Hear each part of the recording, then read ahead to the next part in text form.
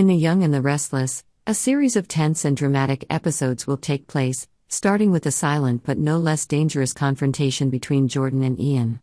Jordan, the mysterious but always sharp character, may have gathered enough evidence to expose Ian's evil plot. In a decisive moment, Jordan will promptly intervene to save Sharon Newman from deadly danger, when Ian, the murderer, is secretly carrying out his cruel plan. Nick Newman, meanwhile, cannot hide his increasing anxiety about Sharon's safety. The feeling of insecurity urges Nick to find a way to protect Sharon, even though he does not know exactly where the danger comes from. Nick's deep love and care for Sharon makes him constantly search for answers. In another development, Sharon will face an unexpected turn when she decides to use hypnosis to restore her lost memories. The hypnosis process leads to Sharon remembering a shocking detail. She remembered the last moments between her and Heather, a memory that seemed to be in a fog that suddenly became clearer. In that memory, Sharon saw Heather standing up after a heated argument. But then, a mysterious gloved hand touched Sharon's shoulder.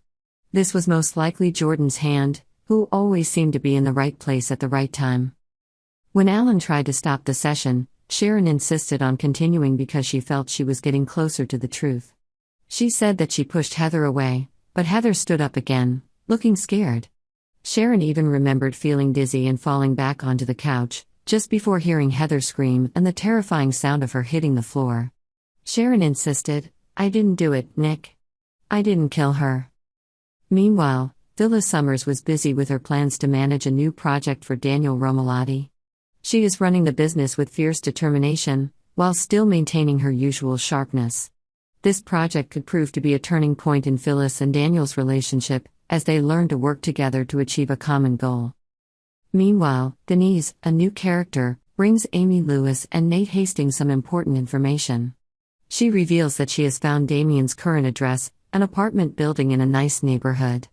Amy is thrilled to hear this news, but Denise warns them to be cautious in deciding how to proceed. Damien's return could be a crucial link in solving many of the mysteries that surround the characters. Michael Baldwin, a sharp and passionate lawyer, also joins the story as he asserts that this case could be a great opportunity for them. However, Nick is still worried about Sharon, but she convinces him that she has no choice but to face the truth. The tension continues to escalate when Sharon asks the important question, "Heather fell after I lay on the sofa. So what happened?" She wonders if Heather tripped or was pushed by another force. Sharon's confidence in her innocence further heightens the audience's curiosity. These details not only bring a sense of drama, but also open up many new directions for the plot. Is Jordan really the hero who saves Sharon, or does he also have a hidden agenda? What consequences will Ian face if the truth about him is exposed? What surprises will Damien bring to Amy and Nate? And most importantly, can Sharon find out the truth and prove her innocence for what happened to Heather? The story is slowly reaching its climax, with cleverly constructed plot twists and complex relationships intertwined. Loyal viewers of The Young and the Restless will definitely not want to miss a moment of this fascinating development. In the dramatic world of The Young and the Restless, conflict, emotion, and intrigue are intertwined to create memorable moments.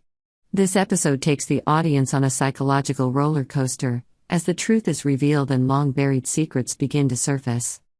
Daniel Romalotti and his young daughter, Lucy, begin the episode with a quiet but meaningful moment.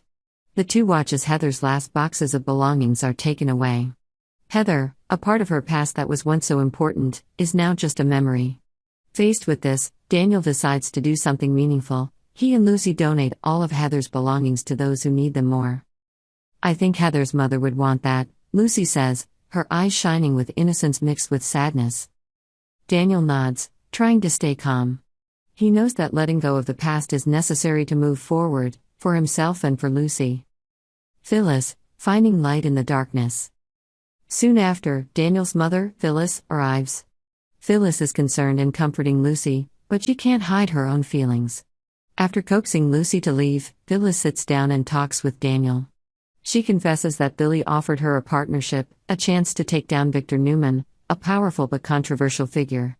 Phyllis, however, declined. "I still feel a little sad, though," Phyllis admits. "I want something new to focus on. Everything is so empty right now." Daniel knows his mother well. He knows she's yearning for something to fill the void, but he also knows that getting involved in Billy's revenge plot is a double-edged sword. He advises his mother to stay away from Billy, predicting that getting involved in his scheme will only drag her down. "You need to focus on rebuilding yourself, not getting caught up in endless feuds," Daniel says, his voice firm. However, as Daniel leaves, Phyllis feels uneasy.